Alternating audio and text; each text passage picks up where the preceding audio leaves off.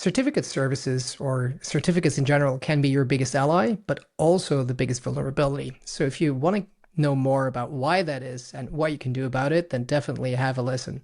My name is Michael. I'm your host, and this is the Zero Trust Zone podcast.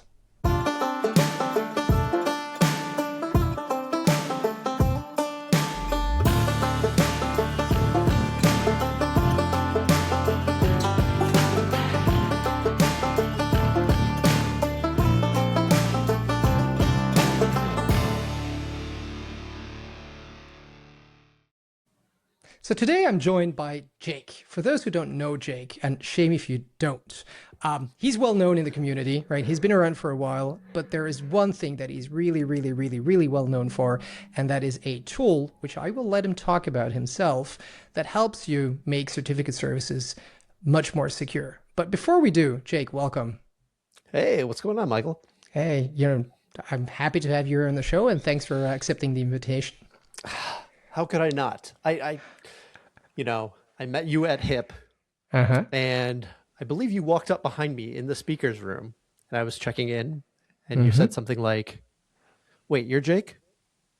I love Locksmith," and I gave you a big hug, and yeah, it was you were the first person of that whole thing to say a kind thing to me. So thank you. Yeah. Well, I mean, I had to. It's for many years that I've been using Locksmith as a tool, right, to make my life easier.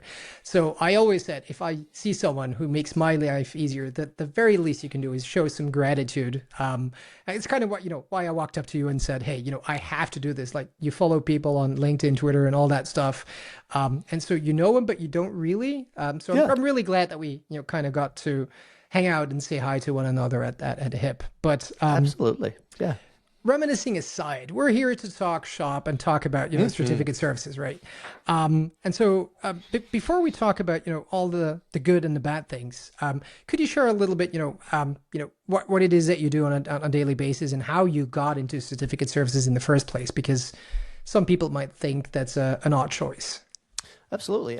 So on a daily basis, I work for Semperis, depending on how you're saying it that day, as a principal security consultant in our breach preparedness and response team. So that's the team that prepares you for a breach, by performing security assessments, disaster recovery planning, that sort of thing. And then response. So you get popped, we come in, help you recover your AD, your Entra back to, known good state, and do some threat hunting. We brought on a couple guys from Dart recently that do threat hunting and are finding cool stuff in environments. So cool in the how did this happen sense, right? Yeah. But in my day-to-day, I am helping, I'm running assessments, helping others, figure out their assessments, reviewing every assessment that comes through to make sure it meets our standards, nothing gets missed, everything is clear and easy to understand. We get into some points where we have these attack paths that are somewhat complex, right? We've got step, or, the longest I think I've seen in a report since I joined about a year ago is about 8 steps, right? In detailing that whole thing. And that can be difficult to explain in a succinct manner. So we do that.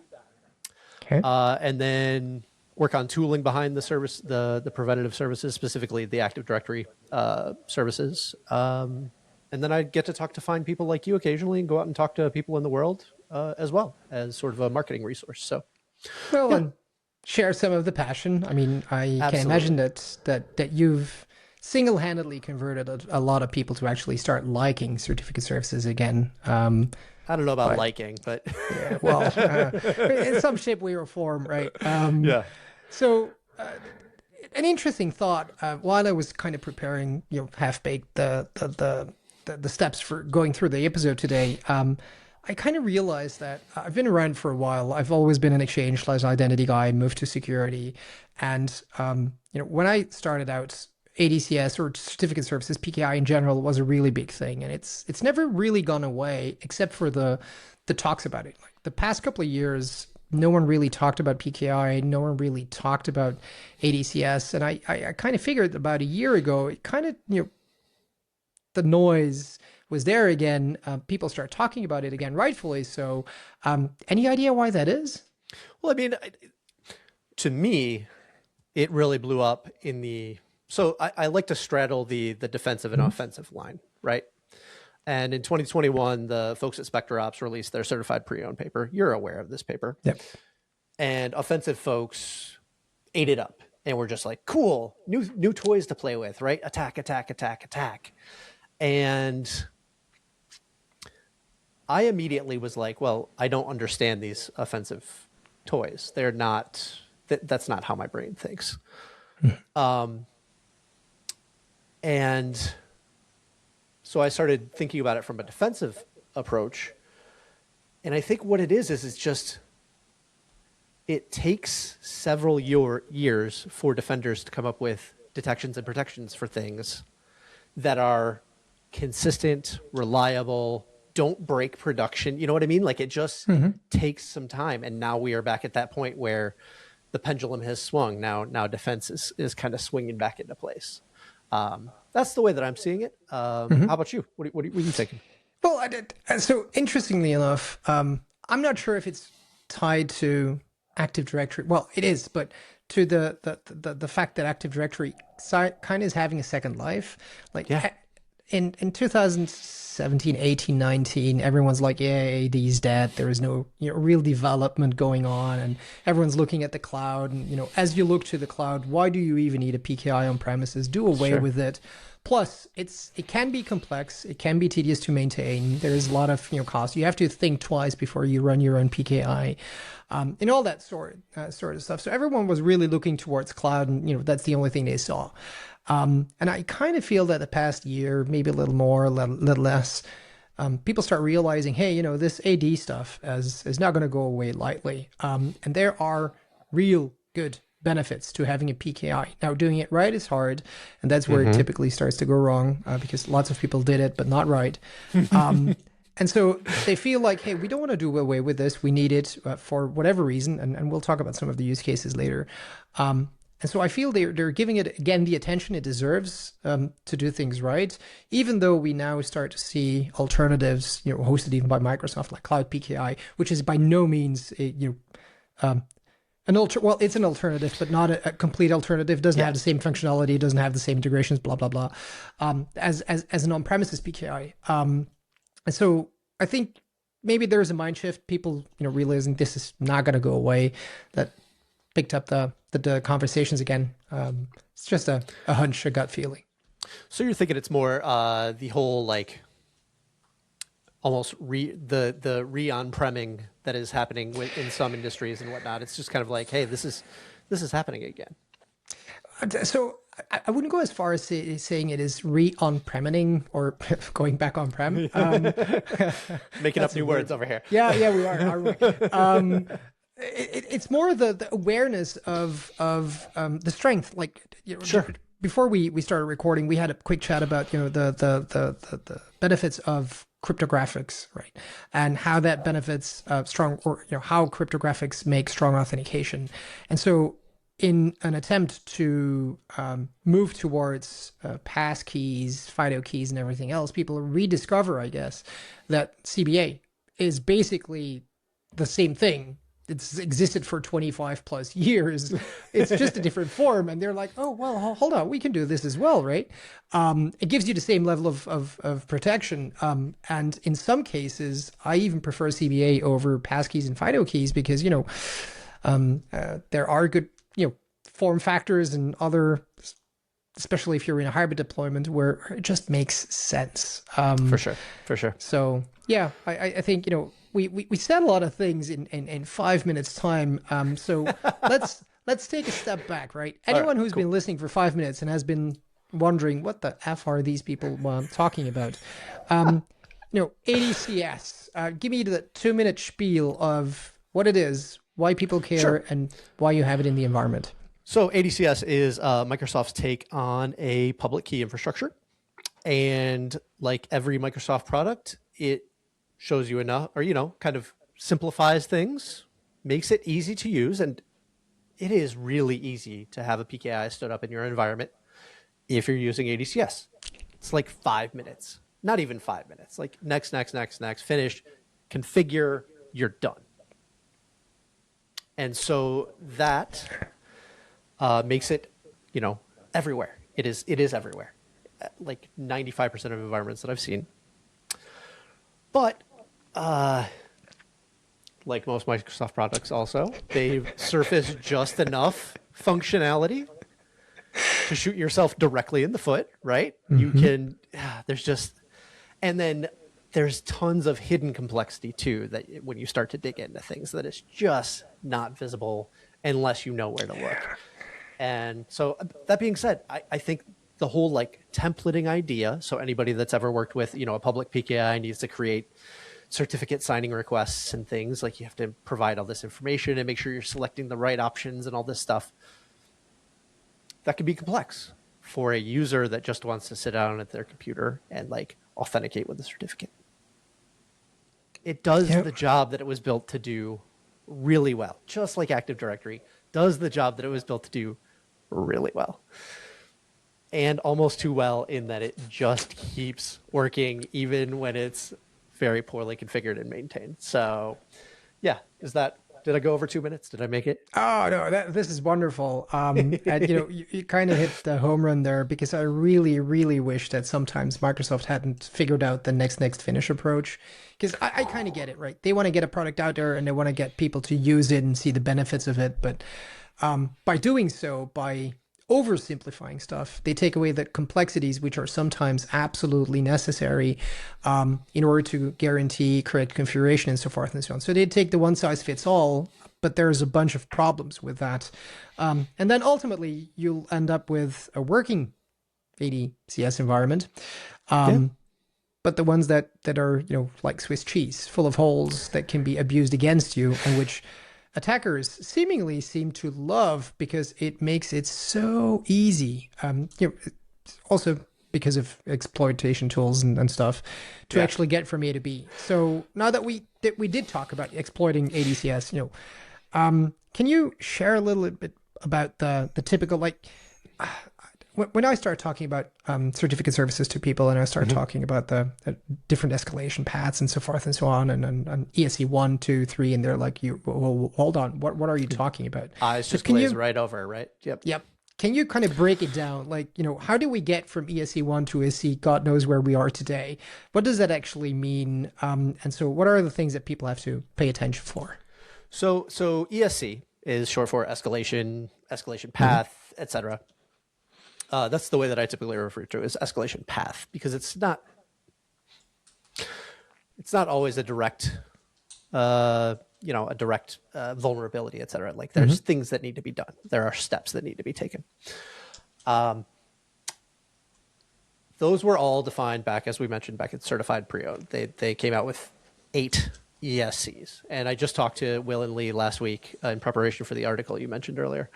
And I said, ESC 5, and I'm just going to drop this. We're not going to talk about ESC 5, but ESC 5 kind of sounds kind of hand wavy. They're like, yeah, it was kind of hand wavy. We were getting towards the end of our research and just didn't want to do anymore. I'm like, cool. All right. Just wanted to make sure. But all of these are kind of definitions of a set of conditions that need to happen in order for a low privileged, user or computer account to escalate privileges. That's all. And, some of them are quite easy to understand. If you've got, easy to understand if you understand things like NTLM relay, I should say. Sure. If you've got an enrollment endpoint, an HTTP enrollment endpoint for ADCS, you can relay NTLM traffic to it and request certificates on behalf of whoever whatever principal you relayed. So in a typical attack, it would be, I'm going to force a domain controller to send me NTLM information. I'm going to bounce it over to the ADCS enrollment endpoint. I'm going to get back a certificate that allows me to authenticate as that domain controller, right?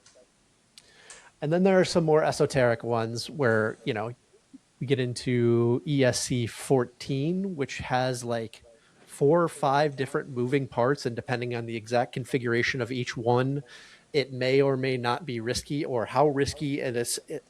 it becomes this mess. And every time I try to understand it myself, I'm just like, Jonas over at SpectreOps, you could just handle this one, buddy. That's fine. I'm not gonna think about this one. But the ESC one, it's the big daddy. It's the, the keys to the kingdom. What it is basically a low privileged user can request a certificate that includes their name and also a different name on it. And as an attacker, that different name that you want is a domain admin, right? Of course. You find who the domain admins are. You say, I want a certificate. Let's imagine you're the domain admin. I want MVH on my name, right? Or on my certificate. And now I can go authenticate as that domain admin account. That's it. And like it's wild that exists. You were going to say something. I'm sorry. Oh yeah, no. I was going to be like, well, it almost seems as bad as what Dirk-Jan discovered last year, where you could get global admin in any environment. This kind of seems like you could get a domain admin pretty much everywhere. Typically, you can, but I think people that are not aware, which I hope none are. But let's say that people are unaware. How do you get into a situation that ESC1 is becoming a problem? Like, what do you have to do wrong or right in order to get there? Well, Carl, I think, was it Carl Sorkvist that wrote up the example? And imagine you're a web server admin, right? Mm-hmm. And I'm a PKI admin. And you say, hey, I need an authentication, or I need a HTTPS certificate. Cool, let's do that. I need it with a subject alternative name. I need to be able to put a different name on it because, I'm not publishing this my website under, H267 blah, blah, blah, whatever weird naming convention you have in your environment. You're going to name it, www.mvh.com, whatever. And so that's what a subject alternative name is for. So cool. No major problems with that right now. Then you tell me, I want to do mutual authentication. Or you tell me, oh, I need clients to authenticate to me too. And so I'm like, oh, cool. Yeah, I'll add the client authentication rights on that, right? It's called an extended key usage. Add that to the certificate. Oh, and just to get this working, I'm just going to let everybody enroll for a while, right? Authenticated users will get it. Any authenticated user can enroll. You just created an ESC1 template right there. Client authentication with the ability to provide an alternate name and ability to enroll from a low privilege user. There are some other protections we won't dig into, but I have done that, right? I have done that in previous environments. And then the gets it working until pen tester walks in and says, I'll take that, please. Oh yeah. Yeah. I mean, as I was reading up on ESC1 like a couple of years back, first thing that went through my mind was like, crap, I did this. Like, I know I did. I was like, I probably shouldn't have. I should have known better. So, going back and understanding where did I do this to kind of tell those people, I hope you fixed my mistake in the past, but let's go back and revisit this.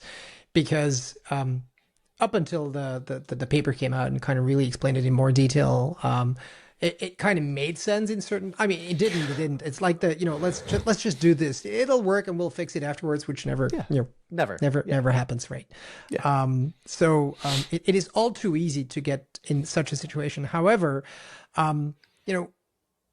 as you were explaining different like ESC1, ESC5, some of these privilege escalation paths that you have in a misconfigured, I'm going to call it a misconfigured environment because it's not inherently that ADCS is bad or there's something wrong with PKI. It's just, how you implement it. It's kind of like Active Directory. it isn't bad or flawed per se. It's just, if you don't do it right, you open up yourself to a bunch of vulnerabilities and threats and attack paths. But, we've talked about the enrollment types, or, who can enroll. We talked about the authentication bits and pieces. We talked about the extended key usages. We've talked about templates. Those are lots of different parameters to consider. And, stars and moon and fairy dust all have to align in order to create one, but it's more easily done, or it happens more easily than you would imagine. Now, how does one stay in control of all these little bits and pieces? Like, how do you even get started to understand where you're at with your ADCS? I know a guy that wrote a tool a couple of years ago. You got the hint. Oh, good. No, it was, so I'll give you some backstory. So Certified Pre-Owned came out. I joined my previous employer, Trimark, like a month after it came out. About a month after that, Sean Metcalf, who you should have on the show, he's like, hey, we need to add some security service or security certificate services checks into our service. Cool. I had just demolished the ADCS environment and built a brand new one at my previous job, like 6 months prior. I'm like, raise my hand. I'm like, yeah, I can do that. No problem. And about 6 months after that, I did my first talk at B-Sides Charm, discussing this and just giving some really basic snippets of like, this is how you find these certificates, and this is what you need to do to fix them. And it really resonated with people, like, hey, you gave me a problem and you told me immediately how to fix it, as opposed to here's a problem and here's all the ways you could abuse it. It was, here's a problem, here's how you fix it. And like, it just kind of made sense at that point. And so like Locksmith then was just off to the races. Like everything that I did was like, I'm going to make this the easiest to use thing to secure an ADCS environment. So now you could do install module Locksmith, right? And run that. You could download a single script file and run the script in your environment. And you've done it. You run one command and you get a load of stuff, right? And over time that output has improved, and it's, be more detailed, and now risk ratings are involved and actually tells you what you need to worry about more and less. If you've never done it before, you're probably going to be overwhelmed with what you see. Yeah. But you can also just go through and say like, I'm just going to highlight the criticals, and you knock those off your list, and your environment is going to be so much more secure than it was a little before. Yeah. So, yeah. So, sometimes I get asked by customers like, what do we really need to do? Or, we're tight on budget, and are there any things or stuff that we should be doing in order to become more secure? And again, I'm not saying this to kind of be like, suck up to you, but it's the, hey, Locksmith is, first of all, you did a wonderful job of making it easy. Like even people that are not very adept in technology could run this and understand what's happening, right? They might not have all the tools in their tool belt to understand, what happens if I fix this? Will I break stuff? Sure. That's a different story. But making it visible, so that they can go to management and be like, there is a bunch of critical stuff here, which probably I don't want in my environment, what to do with it. So wonderful job. Even from a consultant's perspective, running this is a time saver. And time saver means be more efficient, be able to help clients in faster, but also on a without overcharging them, because it's easy to go clickety click through an ADCS and spend hours and hours what you can get in minutes from Locksmith. So there is just my take. Secondly, I've never, ever, ever seen Locksmith come out clean in any environment ever. Like at worst, it was like bingo. Everything was like you basically did everything wrong you could. So the Christmas tree approach. And then typically there's like one major critical vulnerability, or if they've ran it before and they kind of fix those, then you will actually see that things become better. So it is just wonderful to see. But again, it's my 2 cents. Thanks, buddy. I like I said, I really appreciate you saying that. Like those are the things, those are the reasons why I did this for now coming up on 4 years of working with this tool set. So, and yeah. So how do you keep up? Like, I mean, luckily it's not that there is new escalation path discovered every week. But they do get, by once in a while there's like, oh, we discovered this and we discovered that. So what's the process of getting from, hey, there's a vulnerability, and getting it into the Locksmith tool? And do you, I imagine you do also use it as part of your work, like routine, hey, we're going to run it, or do you tell people to run it like regularly in the environment? So you had a couple questions there. Let's start with, what's the process of getting a new detection in? Okay, Sorry. Cool. No problem. So, and how I stay on top of it. It's funny. So now all my buddies, they know when something new comes out, ping Jake. And like, I have people feeding me stuff now. So you mentioned, whatever number we're up to now. It's actually 17. Mm-hmm. We're up to ESC 17 right now. And that's not detailing all the various like sub issues that are contained within each. So yeah, like for example, ESC 17, it came out the first Sunday in January this year. Jim Sikora pinged me. He said, "Hey, new ESC." I was like, "Okay, let me go find it." And I was like, "Oh, this one's relatively easy." So I just kind of read through whatever research has been released, make sure I can replicate it in my lab. If I can replicate it in my lab well enough, then that means there are going to be, obvious things at that point that I could just throw into Locksmith. So the current version of Locksmith, every single detection is a separate PS1 file with a separate definition of every single, condition that needs to happen. Locksmith 2, which is in kind of a alpha state right now. I've actually separated all of that configuration and identification data out into separate files. So I can just say, it needs to have this, and this condition, and I don't need to change any of the detection logic, right? We're now to the point where configuration is separate from logic. So, I was able to get ESC 17 detection out within, I think, 6 hours after it was released. So, yeah. Now that being said, I now have covered most of them. So, like you said, they're not coming out every week, right? And then I've also made an intentional choice to not include some things.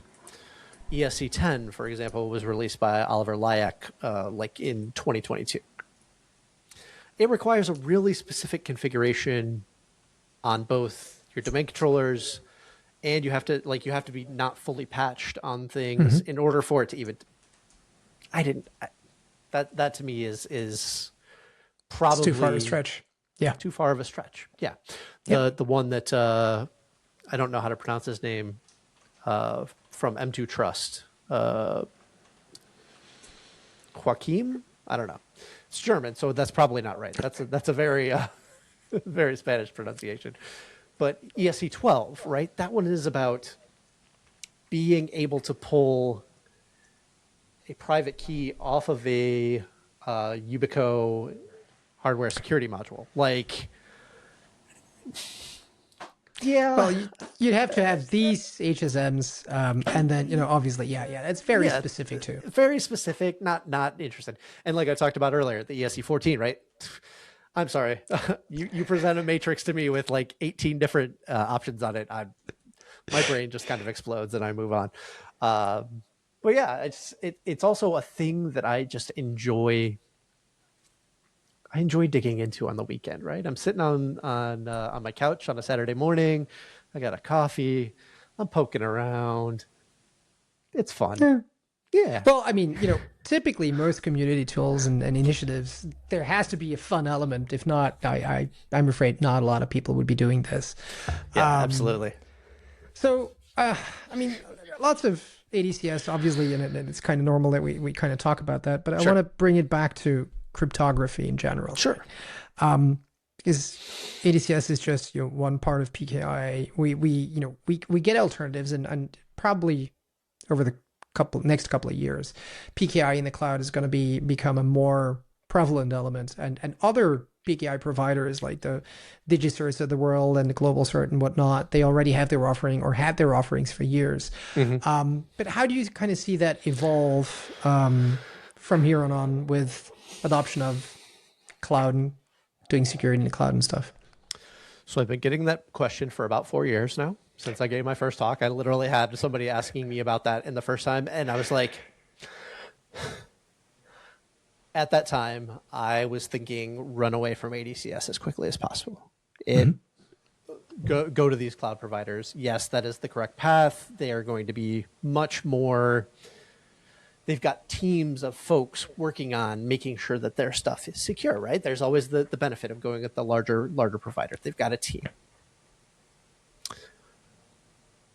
But it seems like all of those same issues that exist are just now replicated on somebody else's systems, So I did recently see, I think it was DigiCert, is now removing the ability to provide or to request certs from them that include client authentication. So there are things, there are moves in the right direction, right? But I think you really hit on it earlier, which is as much as people move to those, it's still a gigantic moving system with lots of different moving parts, and you're still going to require some sort of knowledge in-house to do things properly for your environment, right? So it's I think what we're doing is just creating a larger ecosystem instead of moving everything to one, to the cloud. It's just the cloud is just going to expand out. That's my view. How about you? So, well, you triggered something. Like there is a specific sentence you said. It's a perfect segue into a couple of questions I was meaning to ask you. But if you do it properly, right? What, according to you, is doing PKI on premises properly? And let me ask you some really direct questions. Like, here we go. Right, to HSM or not? Like, is an HSM going right to there? Oh yeah, I am. Like, this is a question most people have. Like, do I really need that HSM, or could I do without? But what's the trade-off? And just your 2 cents.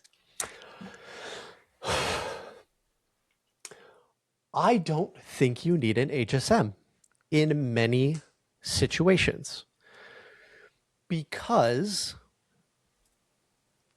you could do what I did at 2 jobs ago, which is I ran my root CA on one of those little pocket machines that I brought out of a locked safe that required 2 people to unlock it once a year to do updates. Did we do once a year? I don't remember. I think it was about yearly to make sure the CRL was updated and the machine itself is updated, and then we put it away. That's fine. Because we had 1 issuing CA, which I now know I need to have 2 issuing CAs because I've learned.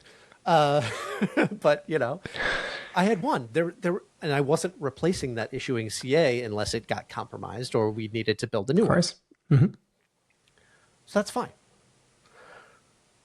At a certain point, when you maybe introduce a 3-tier architecture, or you're running in a highly secured environment, mine was a municipal government. It's not highly secure, Yes, then I think it makes sense. But I think for the vast majority of people, no. Okay. Now, did I get the question right or not? Well, I mean, there is no right or wrong answer. I think there's 50 shades of gray to the do you need, do you not? Like, it all depends, right? But I'm not here to give the consultant's answer. It's more the, how do you feel about this? And so let me follow up, right? Okay.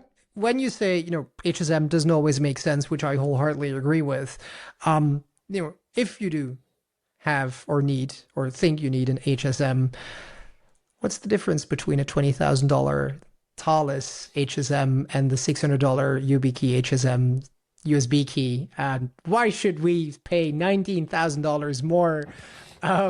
Yeah, I know I'm putting you on the spot here. And again, this is not to slander anyone. Like, there are differences in security posture and so forth and so on.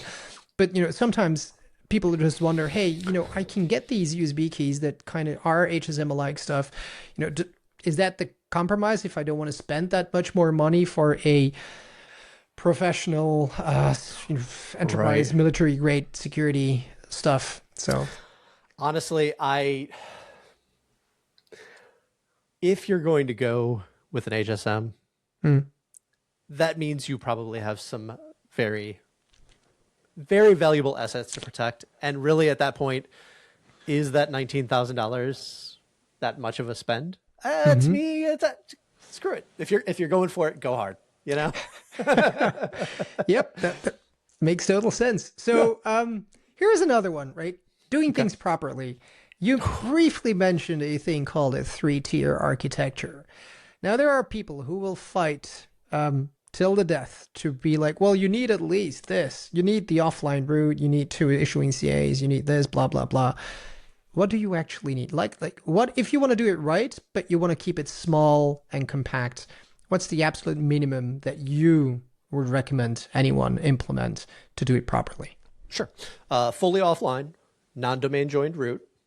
So as we talked about, right, your micro PC stored in a safe, it's fine. 2 issuing CAs that are domain joined, one of which only does client authentication certificates, and the other one that does no client authentication certificates. And the one that does client authentication certificates needs to use Tame My Certs, needs to use it. So for people that aren't aware of it, Tame My Certs allows you to add additional granularity on what certificates are issued by a certification authority. So you could say, I have this template that looks like an ESC1 that we described earlier, right? Except for it cannot ever issue a certificate for a domain admin. If you try to request it for a domain admin, it fails. So that's my bare minimum. And I think in many environments, because certification authorities aren't generally, hardware constrained, that's probably going to be enough. So why spend more money? Why add more complexity to the system when that gets you done? I have seen multinational companies running with that exact setup. No problems. Keep it simple, right? Exactly. I love that. So here's maybe the last one, and that's a little bit of a curveball. We did mention briefly, yeah, you know me, right? Yeah. I did mention FIDO keys, passkeys, CBA. Now that extends into the cloud because you can do all of them in Entra, right? You can set up passkeys, or you can, have a passkey on a FIDO key. It's basically the same thing. But why would anyone choose or not choose certificate-based authentication over the deployment of passkeys? And I think it's an interesting one because Semperis, I had your colleague discuss it. We rolled out passkeys a while ago. And at some point, someone must have thought, like, should we do CBA? Should we not do CBA? Why not? Why? What's your take? I think, so having gone through the passkey conversion a couple months ago, the ecosystem built around it, especially when you're using Authenticator as your passkey, Sure. right, was incredibly simple. It really was just, I mean, I know that a lot of work went into it, right? I know Eric and I have a talk every week, and we just sometimes we're happy, but usually it's just us complaining, right? And not about complaining about anybody in particular, but just it's a vent session, and it's cathartic. So I knew a lot of the work going up into it, but for me as an end user, the process of what did I do? I scanned a QR code, and then I went and logged into something, and I was done. And I'm like, that there has to be more to it, right? I have to create something. I have to send. No, it was so simple. So for the vast majority of folks, like, it does make sense, especially once they start doing the synced passkeys. I know that kind of violates the benefits of a lot of the passkey stuff. Yeah, but, I had a conversation about that. So yeah, I see where you're going. Yeah, but yeah, I for me it's easier.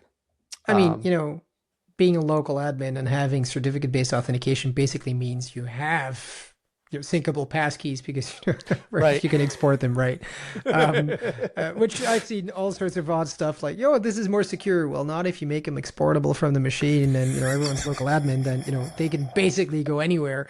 But again, fun stuff. Okay, so last question: if there's one thing that you could tell our listeners, tell them, hey, if you're dealing with PKI, ADCS specifically, this is the one most impactful thing you could probably do, check, not do, to avoid problems. What would that be according to you? Treat everything in your PKI, from users, computers, networking, hardware. Treat it like with the same care you treat every other tier 0 object, because they are tier 0 objects. And people, I think this is coming around. I think the tide is turning on that, but they weren't treated like that in the past. I mean, up until, when I first stood up my very first ADCS on a domain controller in 2011, right? I was just enabling a thing, right? I needed a thing to do a thing. That's all I needed to get it done. And once you understand, like, authentication comes along with that piece. Now that authentication is included in there, like, that is immediately a tier 0 thing. Like, treat it like that, right? Yeah, that's my one thing. I 100% agree. The only thing I wish is that people would leverage certificates more. Like 90% of most CS deployments I see, they're used for the Wi-Fi network, which is a form of authentication, but it's just, let's get to the Wi-Fi network because we don't want to, type in a password. And to issue web server certificates. And that's about it. I've recently, I was discussing RDP security and using certificate-based authentication for, connectivity to your domain controller to kind of lock down who can actually RDP into a DC. People were like, oh, can we do this? I'm like, yeah. I mean, there's a little bit of configuration work going on, but I see a lot of underutilization for those who actually have a CS. Do you feel the same? And I know I said the other one was going to be the last question, but I'm just going to add one more. Yeah, I believe this is my third last question. So no, I would agree. The things that it does get used for, I get to see names. I don't typically dive too deep into something unless it's got, a configuration issue. So I see names, and it is, web cert, other web cert, and then like client authentication for all users across. Whoa, what? Where did that one come from? Right? So yeah. Cryptography it's broad, and there's so many things that you can do with, signing a non-repudiation and things like that like could benefit an environment, but people immediately hear the word certificate and run the other way. And so I've been doing a talk. I've given it, I think, 3 times now at this point, that is just the introduction to PKI. what is encoding versus encryption, what is asymmetric versus symmetric encryption, what's hashing, what's signing, and what are certificates. That's really it. It builds you up from one to the other. And pointing out all of the places where like a certificate does this one small thing that you understand from all these other, all these other realms, and kind of drawing analogies between things. And people are like, oh, okay. Yeah, I should use certificate-based authentication for that. Yeah, you should. Yeah, absolutely. Hey, Jake, thank you so much. I think we're about to wrap up. Appreciate you taking the time out of your busy day to have some talks and hear me ramble about stuff. I really enjoyed this. Thank you. Appreciate that. May I make one suggestion or one recommendation? Michael Waterman. Published, was it this weekend? I don't know. All my weekends blend together recently. It was his top 10 recommendations for Microsoft PKI for ADCS. And it really took a couple of the questions you hit on there. Where I've already talked about, you need to have an offline route. You need to have multiple CAs. You need to have this, and this. So super easy to understand, even if you're not, deep in this stuff. It was very easy to understand. So if you could throw that in show notes. Hey, absolutely. I will actually link down below or up or wherever the video is on your screen. I will link it up. Make sure to point to Locksmith, to point to the white paper as well, the certified pre-owned white paper, and to the blog you just mentioned, not just yours, but the 10 Commandments. I'm going to call them that way, the 10 Commandments of ADCS. I think that's what he called it, yeah. Oh, did he? Maybe I read it. I forgot. But it should be 10 Commandments of ADCS. Right. Anyway, I'll make sure to link all of that. Jake, sweet. Thank you so much. Really appreciate it. I'm sure I'll have you again in the show sometime in the future. Absolutely. But thanks for being here. Thank you for having me. Yeah. Hey, my pleasure. Cheers.